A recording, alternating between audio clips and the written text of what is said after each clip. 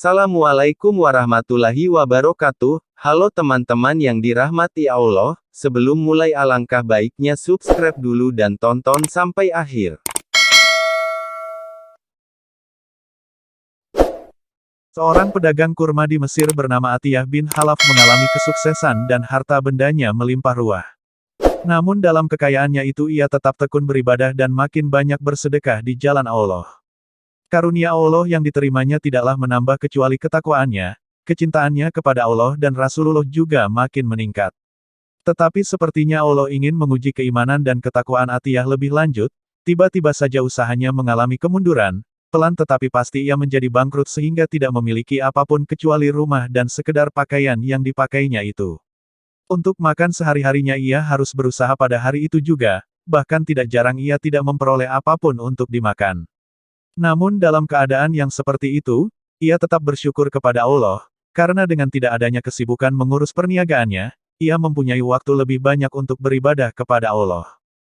Pada suatu hari Asyura, yakni tanggal 10 Muharram, setelah mengerjakan salat subuh Atiyah langsung beritikaf di Masjid Amr bin Ash, salah satu masjid bersejarah di Mesir yang dibangun oleh sahabat Nabi, Amr bin Ash ketika ia menjadi gubernur di sana. Pada hari-hari biasa masjid ini tidak boleh dimasuki oleh kaum wanita, untuk saat itu, tetapi khusus pada hari Asyura mereka, kaum wanita, diizinkan itikaf di sana untuk bisa berdoa dan memperoleh kebaikan pahala pada hari mustajabah tersebut. Atiyah mengambil jarak agak jauh dengan para wanita tersebut. Setelah merasa cukup itikaf dan berdoa, ia keluar dari masjid untuk pulang. Tetapi belum jauh berjalan, ia dihampiri seorang ibu dengan beberapa anaknya yang juga baru keluar dari masjid. Sang ibu berkata, "Wahai Tuan, saya meminta atas nama Allah, tolonglah untuk bisa memberi makanan pada anak-anak yatim ini. Saya ini seorang syarifah yang belum lama ditinggal wafat suami saya tanpa meninggalkan harta apapun. Sudah 7 hari saya berada di sini tanpa mengenal siapapun, dan baru hari ini saya keluar untuk mencari makanan bagi putra-putra saya ini." Mendengar permintaan wanita syarifah keturunan Nabi itu, Atiyah berkata di dalam hatinya, "Aku tidak mempunyai apapun yang bisa kuberikan kepada wanita ini, kecuali pakaian yang kupakai ini. Sekiranya aku buka di sini untuk kuberikan, maka akan terbuka auratku, tetapi jika aku menolak permintaannya, bagaimana aku akan mempertanggungjawabkan sikapku ini kelak di hadapan Rasulullah?" Sejenak tenggelam dalam kebimbangan, akhirnya Atiyah berkata, "Marilah ikut ke rumahku dan saya akan memberi sesuatu kepada kalian." Mereka berjalan beriringan, dan ketika sampai di depan rumahnya, ia meminta wanita itu menunggu sesaat di depan pintu rumahnya. Setelah masuk rumah, ia melepas semua pakaian yang dipakainya dan memberikannya kepada wanita syarifah tersebut dari balik pintu, yakni dengan membuka sedikit pintunya dan mengulurkan tangannya. Ia berkata, "Juallah pakaian ini, dan gunakan uangnya untuk membeli makanan bagi anak-anakmu." Wanita itu sangat bergembira dengan pemberiannya itu, dan serta-merta berdoa, "Semoga Allah memberikan kepada Tuan pakaian dan perhiasan dari surga, dan semoga setelah hari ini, Tuan tidak lagi berhajat memerlukan kepada orang lain."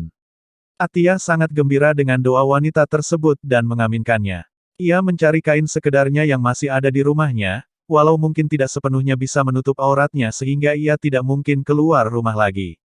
Ia hanya berzikir dan salat di dalam rumahnya, dan menutup pintunya untuk tidak menerima tamu dengan keadaannya seperti itu.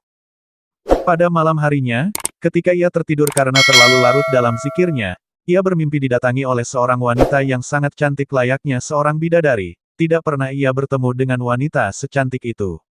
Wanita itu, yang ternyata memang seorang bidadari, membawa sebuah apel, yang kemudian menyerahkan kepadanya. Setelah Atiyah membelahnya, ternyata keluar pakaian dan perhiasan yang sangat indah dari dalamnya.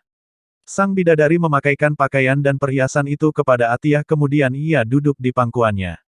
Antara kaget dan senang, Atiyah bertanya, "Siapakah engkau ini?" Bidadari itu berkata, "Aku adalah Asyura, istrimu kelak di surga." Atiyah berkata lagi, "Sepertinya aku tidak mempunyai amalan yang istimewa, dengan amalan apakah aku memperoleh karunia yang sebesar ini?" Bidadari itu berkata, "Berkat doa dari wanita janda dan anak-anak yatimnya yang engkau tolong kemarin itu." Seketika itu Atiyah terbangun, ia masih di dalam rumahnya yang gelap dan pakaian kainnya yang seadanya, tetapi bau harum pakaian dan bidadari dari surga itu masih menyebar di sekelilingnya. Ia sangat gembira dengan mimpi yang begitu nyata dirasakannya. Ia segera berwudu dan salat 2 rakaat, kemudian berdoa, "Ya Allah, bila mimpiku itu memang benar dari sisimu, dan Asyura, itu memang istriku di surga, maka segerakanlah kematianku, ambillah ruhku sekarang juga." Usai berdoa itu, tubuhnya jatuh terkulai ke atas sajadahnya, dan ruhnya terbang ke hadirat Allah dengan mulut tersungging senyum.